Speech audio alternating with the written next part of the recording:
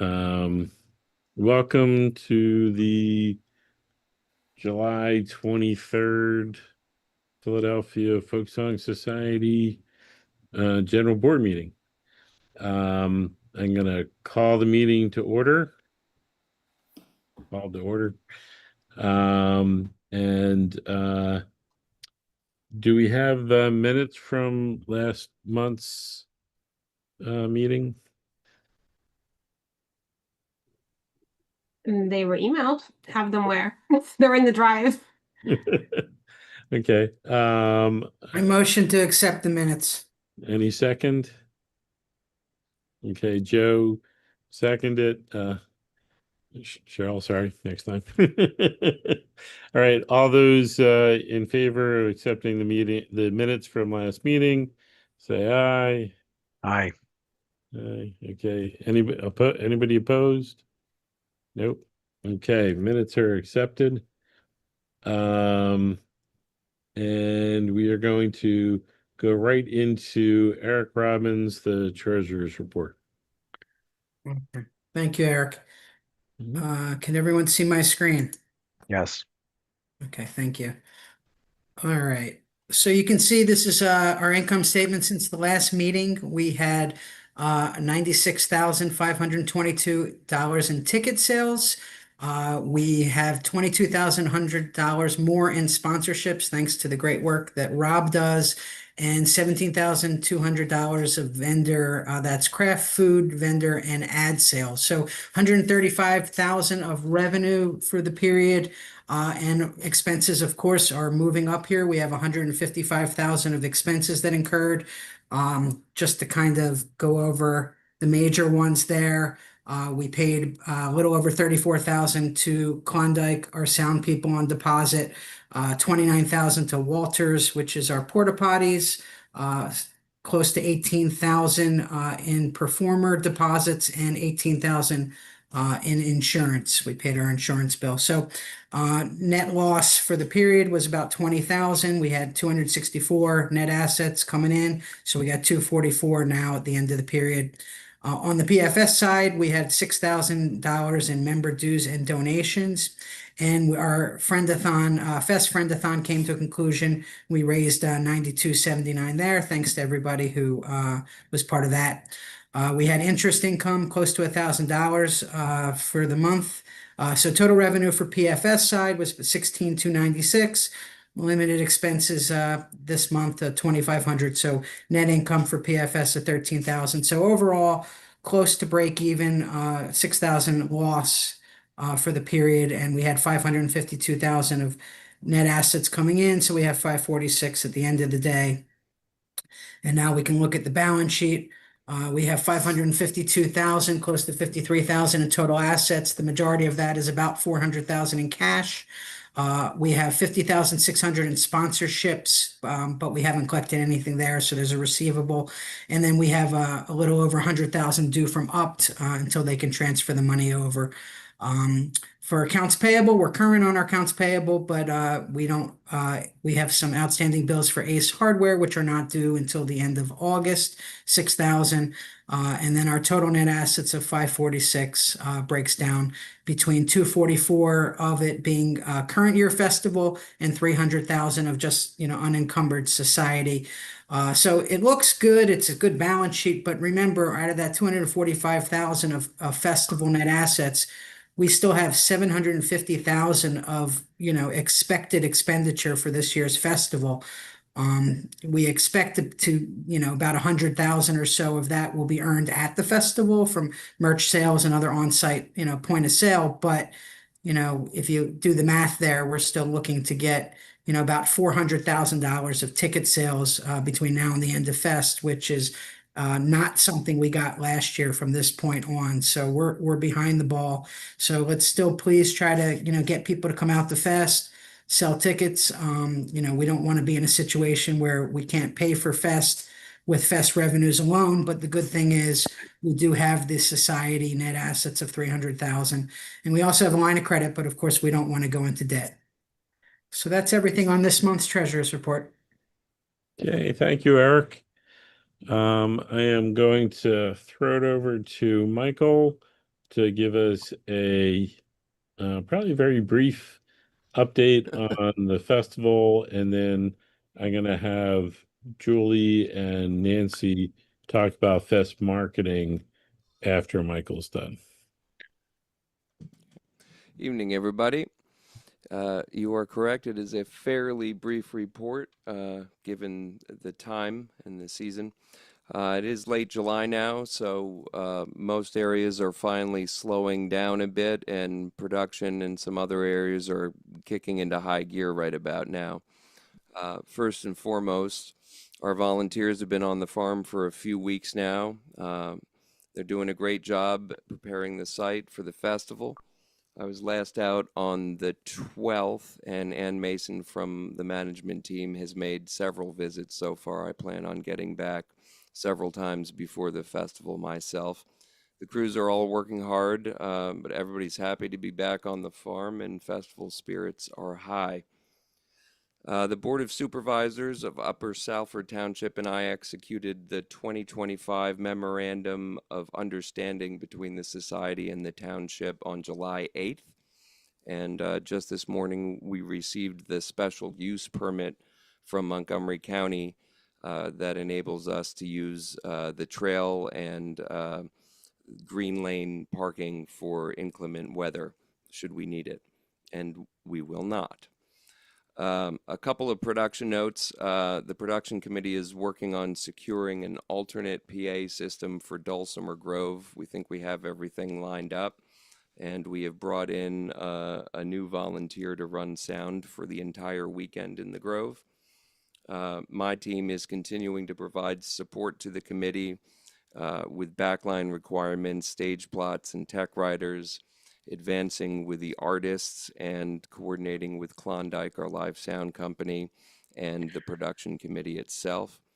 I also want to note that we have arranged and secured the radios for our committee's use. Communications is now coordinating with ComsPaths on a delivery date and getting to work on setting up programming the radio units for all of our needs during the festival. I'm spending a lot of time these days working on gathering the remainder of outstanding contracts and performers' assets for production and finance and the program book committee. As always, there's just a few stragglers, but they're coming in, and we should have everything by when we need it.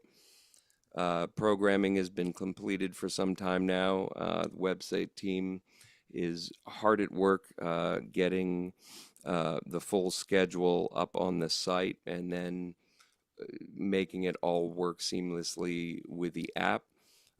Thanks to Andrew and Dallas and Josh for all of their hard work on that. I'm happy to say the lineup continues to garner positive feedback from an audience perspective and in industry press. I've received several invitations and inquiries from DJs with folk shows to speak about the festival in the coming weeks leading up to the event, including Ian Zolator's on WXBN. I want to thank Mara Levine and Alex Radis from MAC for sending a few other DJs my way. We'll connect base on that. So I hope you all like the sound of my voice, because you just might be hearing it quite a bit over the next few weeks. That's it. This is going to be my final report before the festival. I look forward to seeing everybody there, and I would just implore everybody on this call, please go out and tell your closest 1,000 or so friends to come on out, buy some tickets, and show up and have a good time with us. Thank you. Yeah, thank you, Michael. And now, Julie and Nancy, if you want to kind of let us know, we're doing some exciting new things with marketing, and why don't you tell us about them? Julie, did you want to go first on social and email, or did you want me to go first? Me? Got it. Okay. Hi, everybody. Julie and I are having a lot of fun, learning a lot, working with a lot of new faces, and enjoying getting engaged with the folk festival again. For those of you who don't know me, I'm an old timer in a lot of different ways, including my commitment and my participation in folk festival many years ago. And it's nice to be back engaged and helping again. I'm going to share a couple of visuals real quick. Am I sharing? Not yet. Give me a minute. Let's see. Can you all see that or not yet? No? No. Let me try again.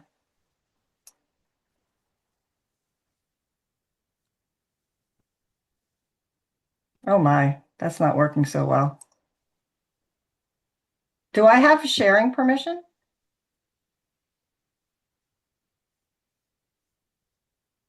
Six is Nancy. Six? Yeah, you're a co-host. Yes, you do.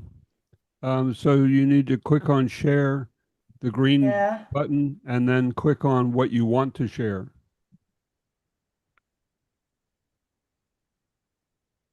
All right, we see it. Can you see that? Yes. Yep. Excellent. Sorry about that, guys. So I wanted to share some of the cool graphics that will be appearing in public media. So for Philadelphia Metro advertising, we have 2 ads that will appear on the front cover of the Thursday weekend section. The first one will appear next week. It's a banner that runs totally across the entire bottom of the weekend section, which comes out on Thursday. This is the visual right here with a QR code. So folks that are riding the train or heading into the office, they can click on the QR code, they can get the information they want, they can buy their tickets, and they don't have to take the paper with them if they don't want to. So this will run next Thursday, the 31st. And then on August 7th, we're going to do a larger ad. So it will have the same bottom that you can see here in the green, which is the Reading Terminal Markets ad. But in addition, we're going to have this section here on the far right. And this will give us an opportunity not only to just promote the festival and the dates, but we can talk a little bit about the over 70 performers and the 7 stages and get a little more of the flavor of what the folk festival is all about. So I've been working with Lisa Short. You all probably have worked with her longer than me and know that she's amazing, but she's been really great to work with. So shout out to Lisa for working with me on the graphics.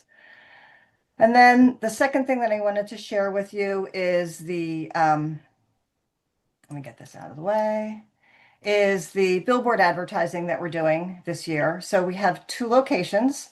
One is on I-95 and the other is on 76, the Schuylkill Expressway. Last year, we also had a billboard and it ran in one location for 4 weeks because we're so close to the festival and we want to expose this message to as many people as we can. We're doing 2 weeks for each of 2 locations. So this is the graphic. You can see that it is very similar. It's a companion and it complements the Philadelphia Metro ad that we're running. So this has already gone up. So if anybody is heading on I-95 from Bucks County into Center City, Philadelphia, you will see this. And if you're on 76 south of the city, heading west on the Schuylkill Expressway, you should be seeing this. So they both were up officially on Monday of this week. Those are the 2 main things that I wanted to share. In addition, I've been doing work with others on this call. So working with Mara on a letter that's going to go out to some DJs, working with Cheryl to help proofread some of the emails that are going out. So a lot of activity, having a lot of fun, and Julie's going to jump in now and talk about social and email. And if there's any questions, I'm happy to take them. Hello, Julie Sansone here. I'm super excited to be working on promoting Folk Fest this year. I know that Nancy and I kind of jumped in at the last minute, so we're catching up, getting up to speed and trying to do as much as we can. And we have just all the time we have is all the time we need, as one of my mentors once said. So we're going to make the most out of the last 3 weeks here before Fest to try to meet that 400K ticket goal that Eric just set for us. So, um, the things that I've been focused on for Fest are mostly social media and getting set up to do some helping out to try to help to support the work that's being done by Mara and Jess for outreach, as well as MAC Festival performers and liaison. So I just thought that I'd give a quick snapshot of we launched paid meta ads last week or on July 17th. So I thought I'd give a quick snapshot of results just so people can get a sense of where we are. So we've been basically I run the ads as dynamic ads using media that we set up and choose, but Meta chooses which photos and which copy lines to go with the ads that are shown based on how they're likely to perform given the audience that we're using. So until the end of this month, we're using an audience that we've defined in Meta. For the next 2 weeks of the festival, we're going to add a custom audience that's based on folks who are lookalikes to our mailing list that we have in Robly, as well as trying to specifically target people whose email addresses match up with their Meta accounts to see if we can push through for people who've already expressed interest in coming to our event. So for the past, since July 17th, which was, I guess, a week ago, we've reached, this is unique reach, is 14,000 people and 905 engagements. And from the 905 engagements, and that CTR is not bad.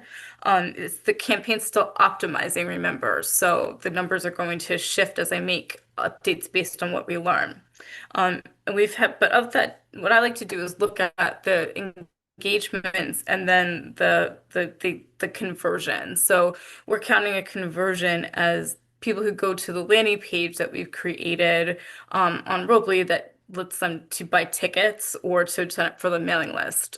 So of the 905 engagements, we've had 373 people view the landing page. And those are unique views of that page. So which means that one person, one view, right?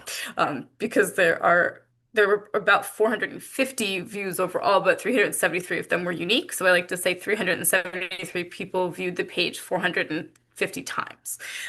So that's about a 40% conversion rate, and it comes down to a cost per acquisition of about $2.15. So I have to access the website data to see how many of those folks who clicked on the landing page make their way to the website page to buy tickets. Then we can kind of see how the conversion is actually how the acquisition is becoming a true conversion in a ticket sale. But we're getting there. So this is all good news. Everything's moving in the right direction. I'm going to be launching some ads on Spotify, similar concept, awareness-based ads, audience-targeted-based ads that show up when people are listening to Spotify. I'm gonna getting that set up this week. They're video ads, so we need to create just a slideshow with some photos for that. And then in terms of organic social, meaning views that you get from posts that we're making on the page.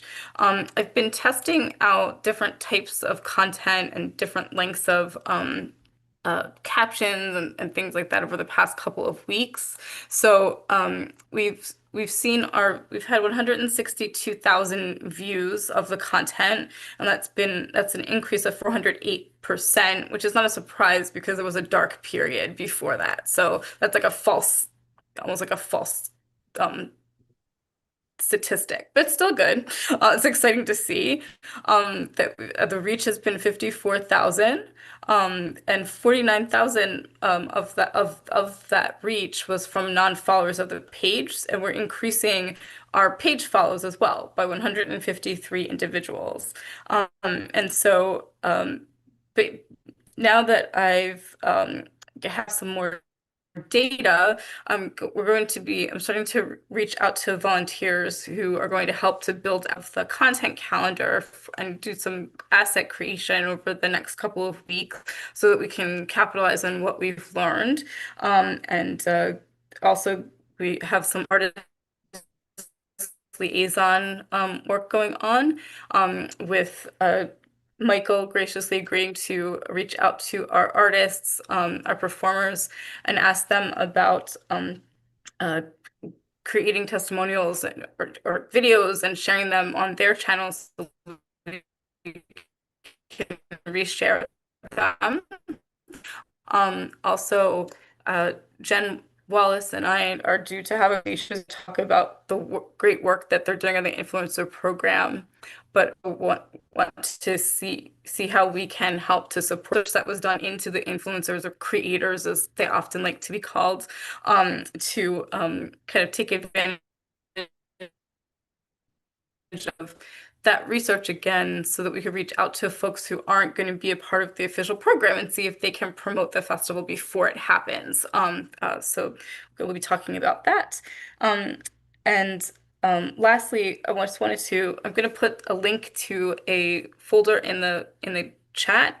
If you have a testimonial that you want to share or a video testimonial about what the fest means to you, or what you're most looking forward to, that you think would be great to share, please upload them to the folder at any time. I'll keep an eye on it, and then we can use as we get to the final push for the fest, because people want to see what it's like. I'm also specifically looking for like tips for like what to know about being at the festival. So if you have like a camping tip, I can, that'd be great. Or like what you definitely don't want to miss during the festival, whether it's like going to a certain vendor that you love seeing every year, or somebody always makes the best s'mores or something, things like that are more experience. I'd love to get those from you all too. So, we're working, Mara is going to, and Ziggy are going to be posting on their groups that they belong to. That's going to be ongoing as well. So we did one round or two rounds. Will be a third and a fourth over the next couple of weeks. I feel like I've been talking a while, but if anyone has any questions, feel free to ask, and we'll answer and we'll address them as we can. Thanks. Thanks for the warm welcome, everyone. Thanks, Julie and Nancy. We'll do questions at the end.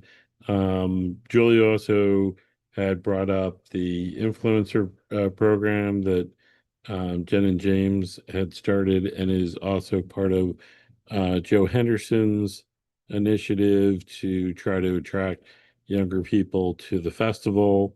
Joe, do you want to talk about anything with the influencer program, or? We obviously got a bit of a late start, but Jen and James and the crew are really going out strong this week. We're calling it a pilot test for this year. We have 6 influencers we're working with, and we're going to have analytical data from every one of the influencers, and they are under a contract for performance. We do have an influencer package we're offering them, so we're not paying them cash, which is really good for us. And after the fest, we're all going to sit down and figure out how this went and improve it for next year. And I know that we had an update before the general meeting from Jen, and some of the influencers have like 100,000 followers. Some have fewer, but it's basically doing marketing to the way that younger people are marketed to now, which we hadn't necessarily been doing before. So I think this is a great addition, and we'll see how it goes. All right. So next up, I don't know if we have any update on spring thing or fall fling. Nope. The Okay. update is nothing until after the festival. I'll outreach to some people again and see if there's interest. Some people have volunteered to help, but we're not at square one yet. There, we need to get data on the finances, or that may And not happen.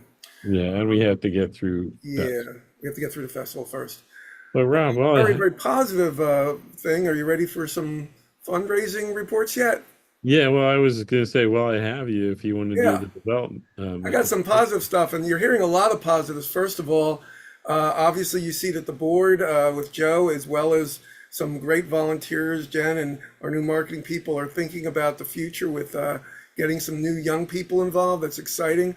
I'm very excited to see Julie and Nancy here because I think that they're going to bring a new energy and expertise that we haven't had. And all of that's great, but we're still behind ticket sales. So fundraising is there to try to help a little bit buffer any kind of losses. And I'm happy to report, thanks to a lot of hard work from a lot of people, first of all, that we didn't think we would make our sponsor goal this year. If you remember, we lost almost half of the 58,000 that we raised last year. We lost the Louisiana, $25,000 was not going to come back. They didn't have that budget. So we had to make all of that up, and it didn't look that likely, but thanks to our sponsorship team and a number of people, we now can report that we made our sponsorship goal. We got $50,000 and $600 to spare. We went from doing a couple big ones to just Martin and a couple of medium-sized ones. Thanks again to Eric Robbins and Deb Halpern for getting our first corporate sponsor, the brand new First Trust Bank. But we ended up getting no less than 10 sponsors this year, 8 of which are paying us, 2 of which will be in kind. So even though they're smaller sponsorships, you'll see them, some of them at the festival. And thanks again for our sponsorship team and Joe, who's been my right hand from the beginning there. What about our ads? Well, last year we broke the record with 60 ads, which is the most ever. But we had to push it up to $15,000 this year, which is quite a bit more than last year. Well, thanks to our ads team, we are now at over 80 ads, and we have made our $15,000 goal. And I also want to do a shout out to Alyssa, who in addition came up with a new ad strategy that isn't even being counted in this by me. I know that Eric's counting and Alyssa is, but she raised some additional dollars. So our fundraising turned out to be quite a success this year. Speaking of successes, I want to thank Aaron Gorse for developing further our Fest Friendathon and for all of those that participated. While our goal was officially $15,000 and we're not quite at 10, I believe it was a huge success this year. We went from just 3 or 4 campsites to over 15 participating, and we had more than 120, I think close to 130 participants. So you'll be hearing more about that and who won the flush toilets and who won the non-flush toilets. I believe if Erin was here, she'd give that report. If there's somebody from that team that wants to give that report during questions and answers, they can. I believe the winner was, darn if I'm bad at campsite names. The Talent Suckers. Talent Suckers won. And the who was in Llamas second? came in second. Who did? Llamas. And who was that great third place team? Woo-hoo! Okay. So we salute all 3 of them, but also everyone who participated. So it's been a good year for fundraising. Most of my time now is going to be making sure to collect the money people have promised. I know Eric will be happy to hear that. And also, I am working with an amazing program book team led by Carol Worthington Levy. We're getting help from Claire Noyes. We're getting help from Kathy Quinn. And of course, Jenny French is our proofreader, and Alan Hochstein. And a lot of time is going into that to make sure that we not only meet all the obligations of ads and sponsors in the program book, but also making sure that we do the program stuff working with Michael. So that's where a lot of my time will be. Again, hats off to all of them and the team that made this happen. So that's our fundraising report for now. Thanks, I didn't Rob. forget anybody. I got an email that Aaron's couldn't make the meeting, so I thought it was going to be a more involved report. So I'll be reading the membership report. So as of now, we have 912 active members, which is +7 from June. We had 43 new or renewing members and 36 lapses. So all in all, we had a positive increase in the membership. And we're going to have our outreach at the festival. Hopefully, we can sign up, some of those thousands of people that come to the festival that aren't members. So we are now on the Musical Artist Cooperative report. So Mara. I have one more comment I want to go on record for fundraising because it is important, and I know Sure. Eric will appreciate this. Even though we made our fundraising budget, I committed to another 25,000 because we need that this year, and that is the reason why I want to go on record to that is we're going to ask a very generous individual again for part of that. The friend-a-thon will go towards part of that, but I want to make sure everyone knows we still have a gap of about $16,000 that I will be soliciting specifically from one individual. And if we don't make that, it'll be a little bit hairier, I think, in terms of what we have to make up. So I'm keeping my fingers crossed that this individual will be kind enough again to do. And if we do that, that'll mean that we made what I pledged to, which was a $90,000 overall goal for the festival this year. And Rob, what you're doing is great. We really appreciate everything that you're doing. Yeah, I'm saying that not to toot my own horn, but I want to go on record in case he sees this. If I'm asking for, I don't want him to think that we made all of our money that we intended on making. We really do need this still. So that's why I interrupted. Okay. Yeah, and we really, again, which our main program is the festival. It costs a lot to put on this festival, especially because we're building it from scratch. We go there and we love it.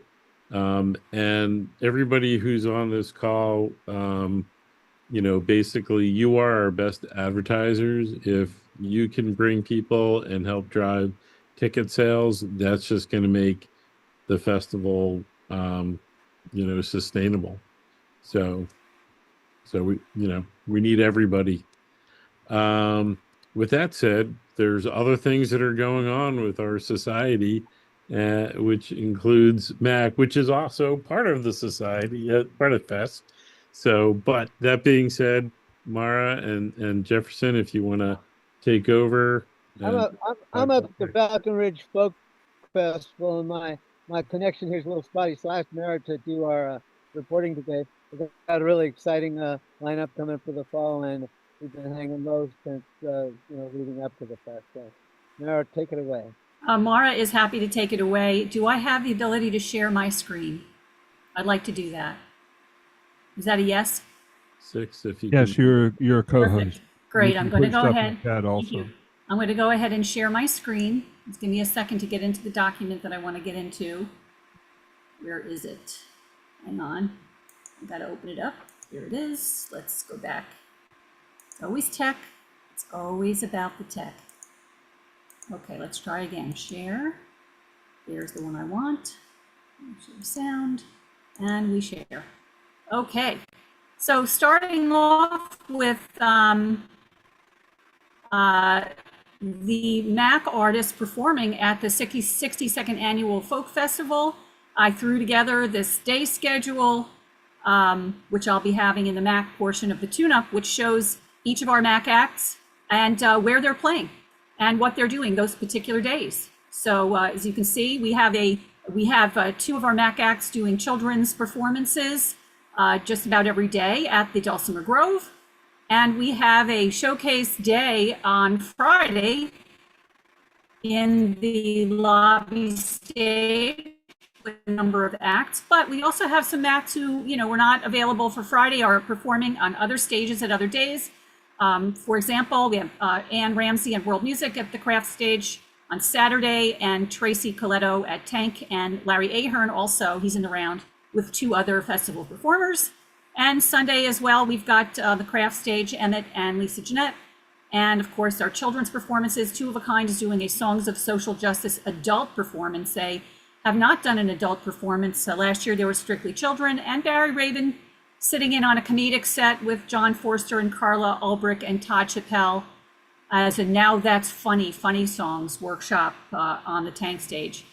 I want to bring mention to, it's not MAC sponsored, but our MAC people are involved also, and it's great for Fest, is the Folk Festival preview concert at the Bryn Mawr Twilight Concert Series, which is taking place Friday, August 1st. Enjoy a summer evening of music with Larry Ahern, Max Davey, Cloud Belly, and Lil Anel Music. Oh, I gotta fix a typo, and there is a beautiful graphic for that particular show. So we encourage people to come out. It's a free show, and it's at the Bryn Mawr Twilight Concerts outdoors in Bryn Mawr. I don't have the address. I'll have to get the address for that. All right, our upcoming fall schedule. This is a graphic that Jefferson put together with the upcoming fall shows for our MAC artists at our regular venues. So you can kind of see the schedule. This is going to be in the program book for the festival. It's also going to be upcoming tune-up, so people can get a preview of what we've got going on. And at the bottom, there's a key that tells you which venue and what the address of the venues are. And very excited, I need to share this other thing. Let me get out of this stop share. I have to go one other place. And the last thing I'm going to share with you is a team of our volunteers from MAC have been working diligently for the past several months to create the Philadelphia Folk Song Society Musical Artists Cooperative Performers page. Once upon a time, there was one, when it was the old co-op, but of course, we started from scratch with our volunteers. So I'm going to go ahead and just get back into the Zoom so I can share that screen so you can get a good look at that. It's very exciting.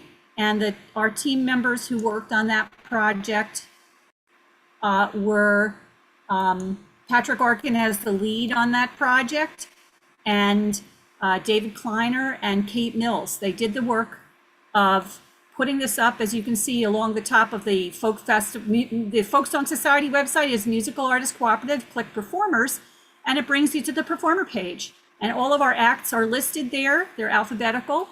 And when you click on a particular act, it opens up a page.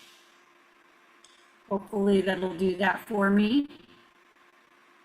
And it shows you their bios, their picture, what genres they perform, if they perform in a band solo, and then their contact information and their social media and website. So if someone was interested in booking them or finding out more about them, they have the ability to do that, which is pretty exciting. And our show schedule, I don't think we've loaded the show schedule for the fall yet. We may just have gone through the festival or just a little bit beyond, but soon the fall schedule will be listed. So now you can follow along with the Philly, the Folk Song Society MAC sponsored shows. So that's what I wanted to share. It's pretty exciting development for us. And we're all also looking forward to supporting the festival in various ways, marketing, sharing videos, sending out the press releases. And I do have a couple of questions, which I guess I'll save for the end about a couple of items related to that.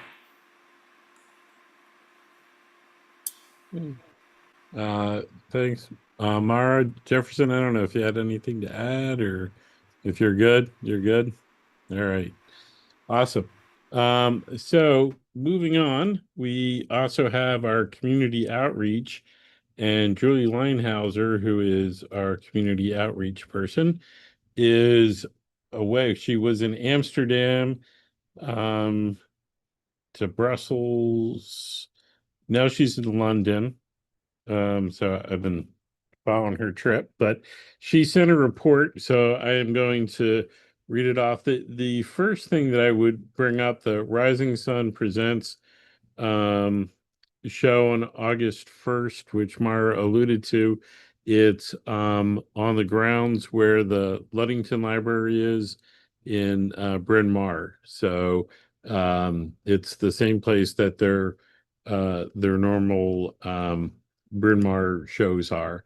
But that is free, and definitely come by and check it out. For paid shows for Rising Sun Presents, If you're a society member, you get 20% off select shows. Non-members actually receive 10% off if you use the code. So for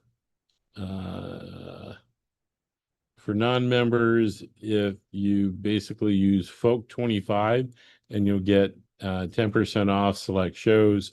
If you're a member, you get a newsletter that will give you the code to get your 20% off those select shows. So look for those. Also, let's see. So at Bryn Mawr on August 8th, and these I think are eligible for the discount. On August 8th at Bryn Mawr, there's Darling Side. And then also August 8th, there's a free show, Graceland Experience from, wow, I'm gonna botch this name. He's the bass player that played on the Graceland album back in Yeah. the 80s. And I've seen him perform. He's really awesome, and I highly, highly recommend that show. Yeah, and I've taken pictures of him, and I think he's performed at Fest. I believe you're correct. Maybe 3 or 4 years ago. Yeah, yeah. But yeah, he's fantastic. That's a free show on August 30th. Vienna Tang is playing at King of Prussia. And Vienna Tang has also performed at the festival before. And basically Julie says we will also need table volunteers for each of those shows.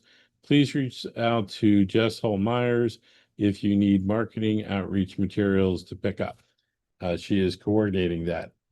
Also, we have the Sellersville Theater. There's 2 contests for free tickets this month.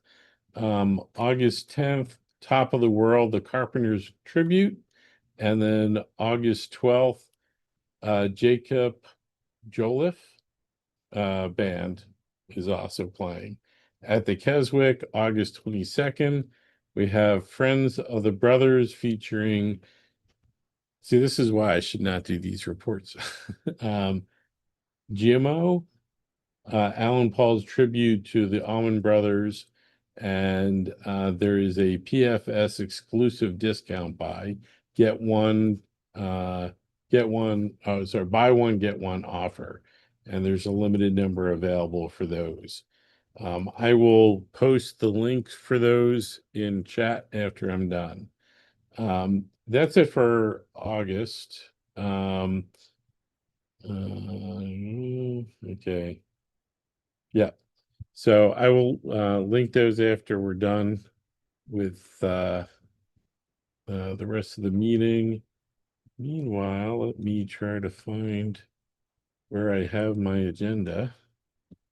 There we go. All right. So that is that's our community outreach report. Will be better at the next meeting given by Julie. And next up, Drew, did you have anything to report about the website? Or you wanted to talk about the website? Yeah, I guess just one thing to share. I know this has been like a long-standing hope/request is we have member-only archives on the GiveCloud website for members. So if you log in with your membership, you'll be able to see specific videos. We're still working on what exact videos we want to host, but this will be an opportunity to have members-only content for our paying members. Awesome. And I will say that one of the things that I am extremely grateful for is meeting Drew last year and connecting with him, because I think our website is like 1,000 times better than it has been ever. It would not be that way but for the work that Andrew has put into it.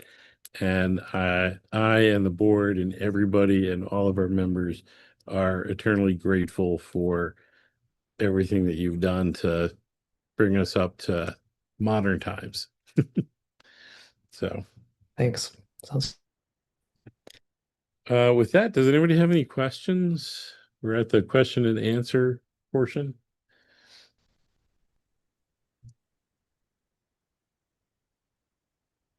Okay, Mara, if you want to go, you're up first. Sure.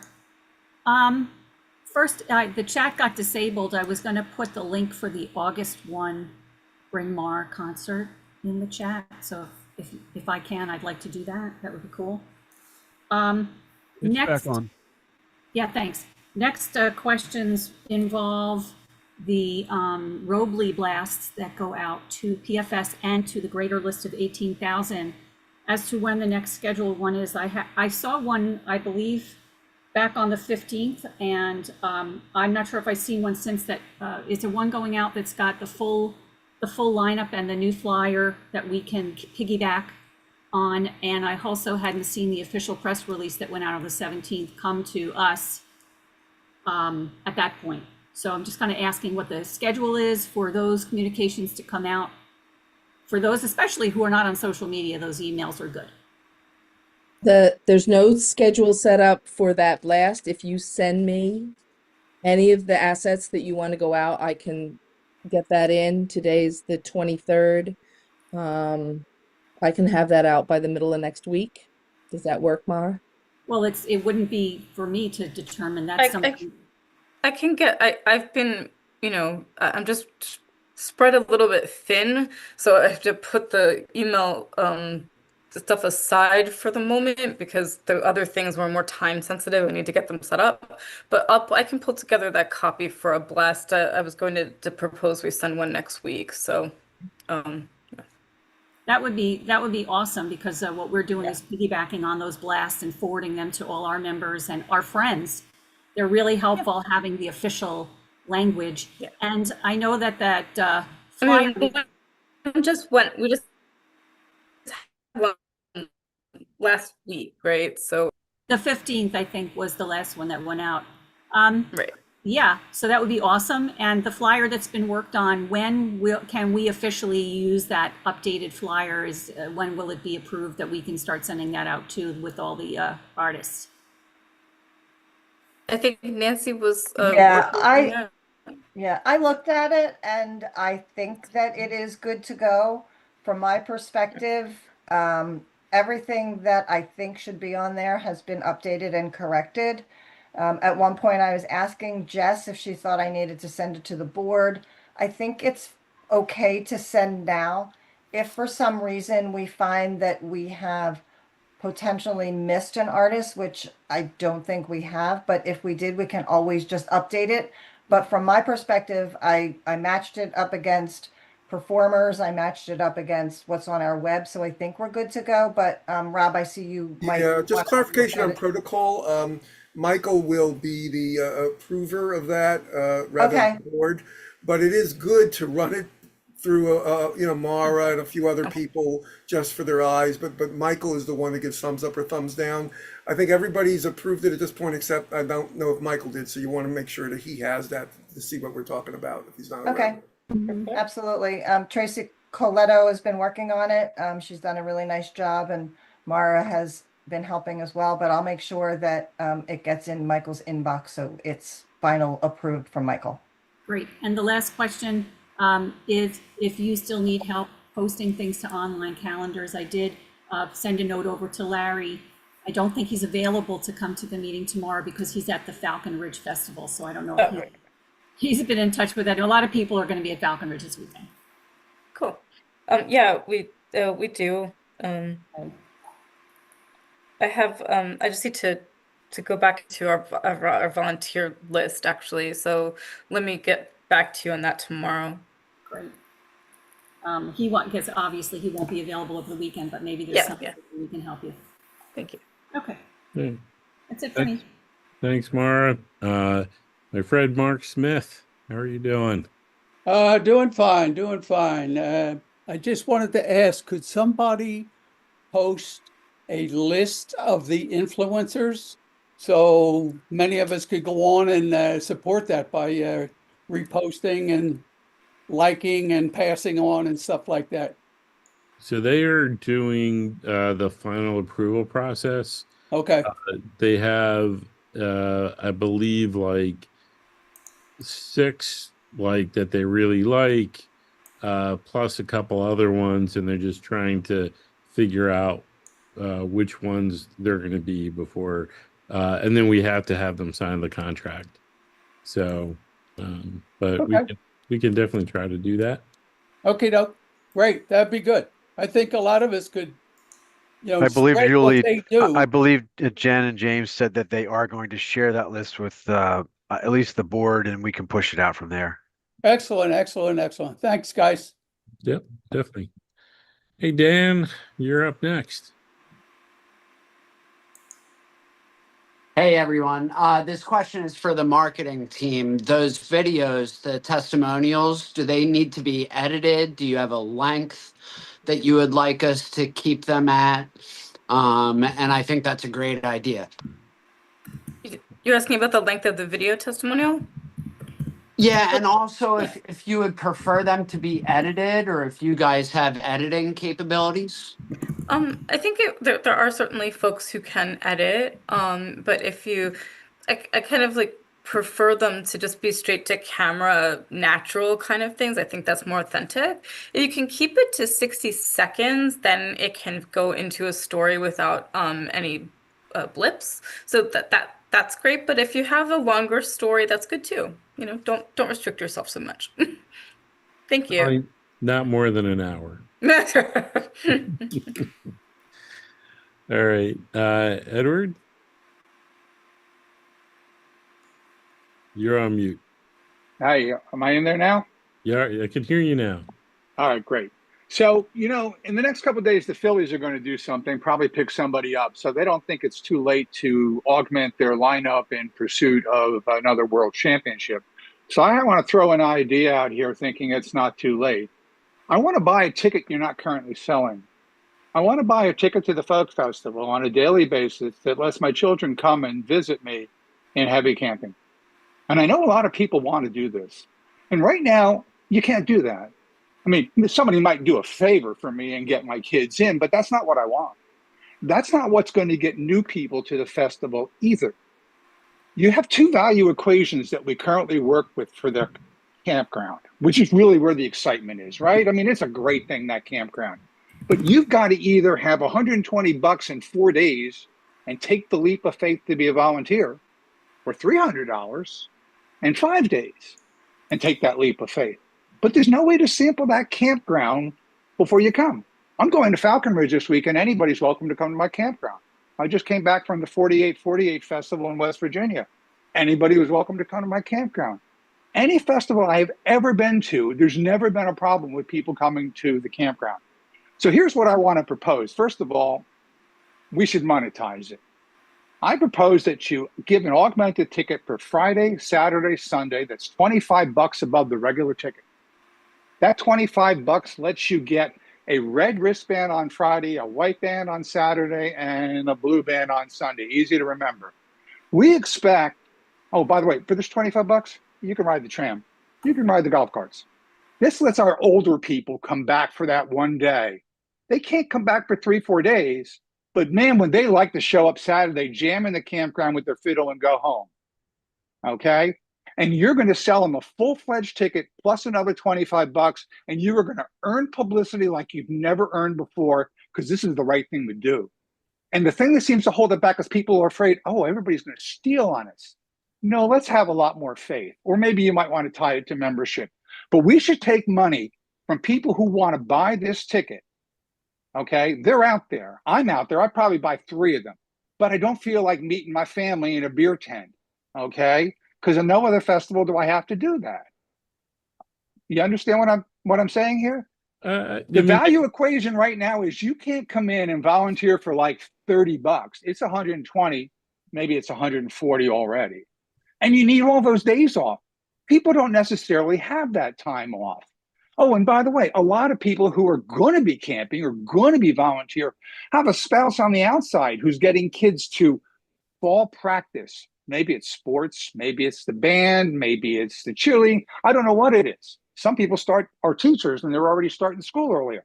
Increasingly, people can show up for a day and they know what they're missing if they've already been back there. Why don't we sell them the ticket that they want to buy? Hey, by the way, if you shouldn't be going home at the end of your Red Friday, somebody got a pallet on the floor, stay. We're not going to be stupid. 10 o'clock the next day, you should be gone or you're kind of stealing. We want you to be gone. The white ticket, 10 o'clock on Sunday.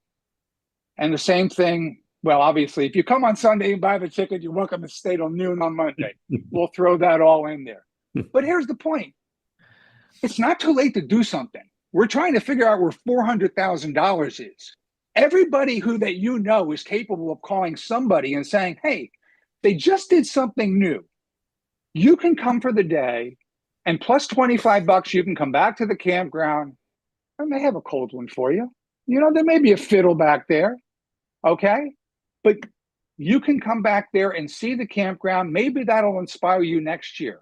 We're willing to take that risk because that's the only way it's going to work to get more new people in. And as I said, everybody can pretty much call somebody and say, praise the Lord, we got a new thing that's out there. You can come for the day. It's going to cost you a little more. It's going to let you ride the shuttle. So some people hate Dulcimer Grove and they can get away from that. And if 25 is not the right number, I don't know, maybe it's 30, but I'll tell you this, tickets go for like $250 and $300. So we have pretty much identified the campgrounds a $50 increase. And we've identified those little golf carts as like $40. We can work out something on a daily basis there that makes a lot of sense. And we should, because we're pushing something that people don't necessarily want to buy until they've tasted it. And we're not selling them what they really want, which is the taste. We're basically telling people there's a party back there and sorry, you can't come. So Ed, I wrote that down and I'm probably going to contact you in the next month or two, but I think it's a good core of an idea and I think we need to figure it out, but thanks for sharing. And I think no, we I can want to add know it. why I want to know. I want all questions from you. I'm in really, so what I've got entertained is a way to get people there, get them home. They ride the buses. They're not supposed to stay over, but if they do, because that just makes an awful lot of sense. Okay. If you want to make it a member benefit, that wouldn't be a bad idea. It becomes earned publicity. You're trying to do so much out there, but the mere fact that somebody can come to the folk festival campground and check it out will ensure a future. The Phillies don't think it's too late, Joe, to reconfigure their lineup. We shouldn't either. Okay. Well, can so, you find my email address or phone number and reach out to me so I can connect with you and we can chat later? Well, can somebody give me a response now? I can do that. Well, I'll do that right now. Well, let's. Thank you. So basically, Edward, I hear what you're saying. I'm Ed, please. Ed, you can call me Ed. Ed, first of all, I appreciate there's always good ideas. I hear what you're saying. We have talked about aspects of this in the past. Sometimes it's a logistical thing. And there is a lot. I will tell you that it's not something that hasn't been discussed before. Okay. And we have come down to the logistics of it over and over again. Okay. And I hear what you're saying in terms of what's the problem with the logistics? You're worried that somebody that buys that ticket on Friday night won't leave come Saturday morning and will just sort of sneak into the campground and rip us off. We have people who try to sneak into the campground without paying. So, and I'm aware of that, and that's not what we're talking about. We're talking about people who come right up front and say, I want to go see my friends. They've invited me, but I'm busy Saturday. I'm in a wedding party Saturday. I can't come. Mm-hmm. Your equation of how I get in there at $300 or $120, $140 for volunteering doesn't work for me. And you're not meeting me as a customer where I am. You don't. And I have one question. Else. Ed, first of all, are you the guy that I've talked to a couple of times at the Keswick? I think you are, right?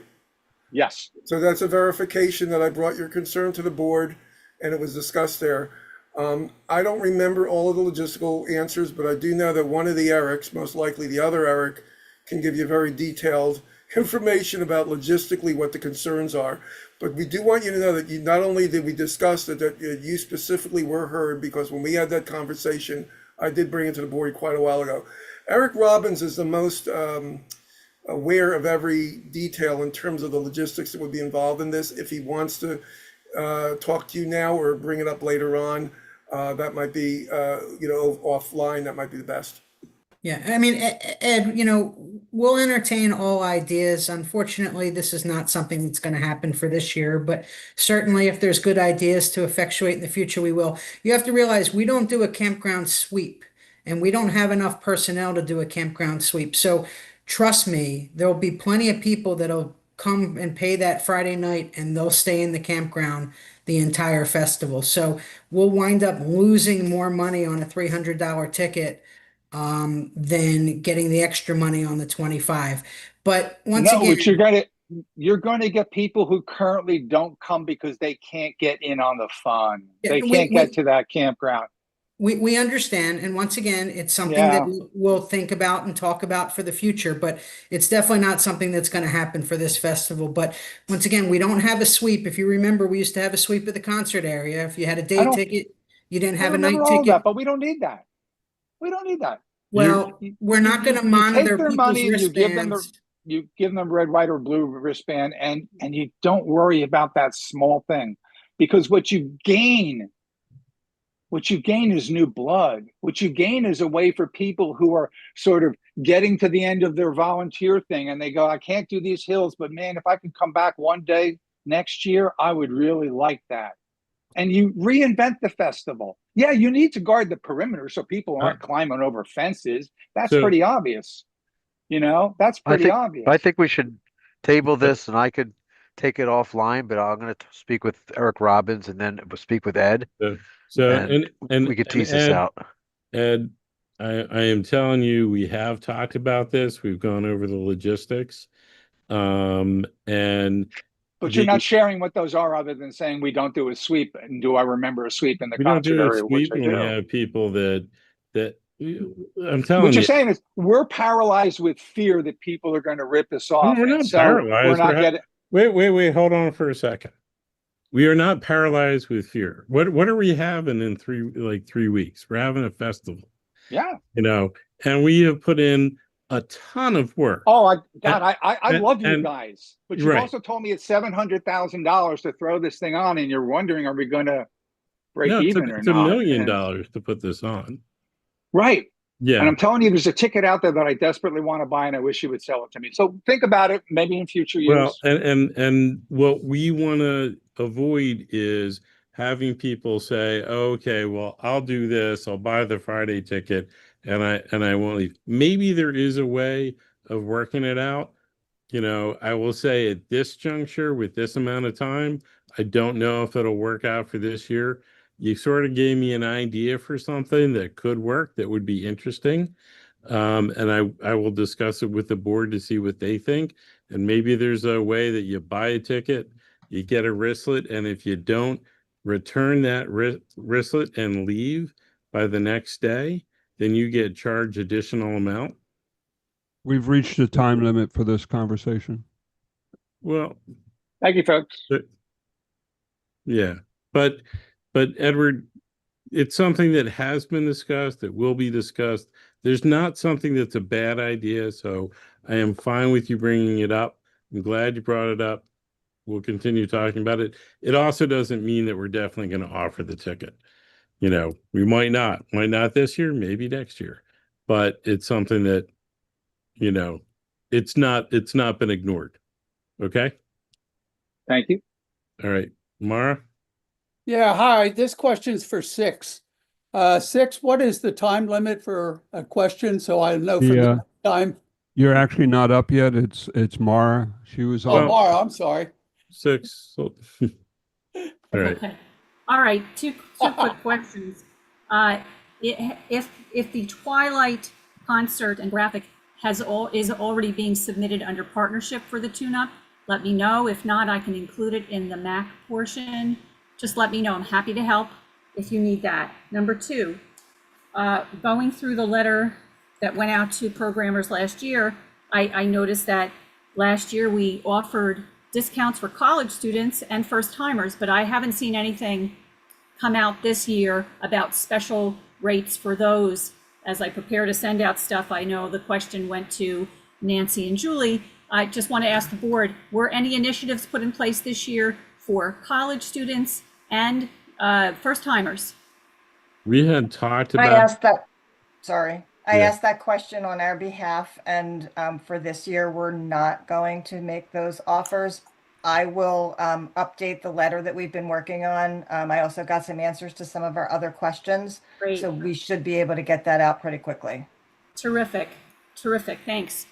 So those are the things, and does anybody know, should I include that Twilight concert portion in the MAC portion, or is that already going out in the main body of the tune-up with partnerships?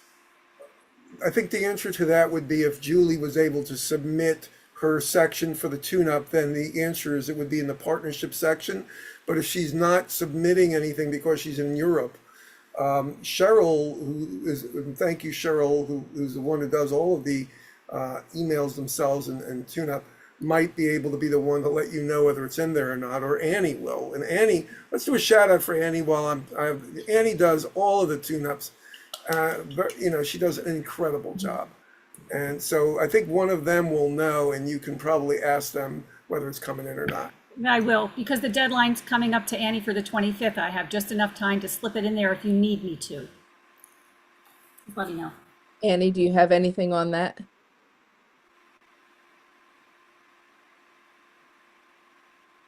Julie sent me 1.5 pages before she went to Europe. So I would hope Eric can forward me her stuff, because then I can get started, because I'm not sure when she's even getting back. She'll be back tomorrow night. so you're, Well, hopefully I'll get the whole thing. so I mean, I can send you, Annie, I'll send you the email that we got that has what I read. I don't know if it is in the format and what you want and whether it's totally complete. So, but Annie, I'll send you what I have.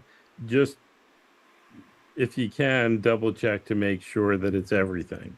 And I don't want to guarantee that. If that's not in there, I'm happy to put it in the MAC section. Just somebody let me know and I'll pop it right in there. Okay? Okay. We have had some duplicated stuff anyway, so. No. That's why I want to know. I don't want to duplicate it. Yep. Well, Okay. I will check. Okay. I'll send you what I have. Take it for what it's worth. Thanks. I will say, and Mark, I'm going to answer your question. There is not a time limit on discussion unless I say that there's a time limit. Actually, Eric, I was only joking. I know you were, but I am just saying. All right. Anybody have any other questions, or can we adjourn the meeting? We're good? All right. I want to thank everybody for coming.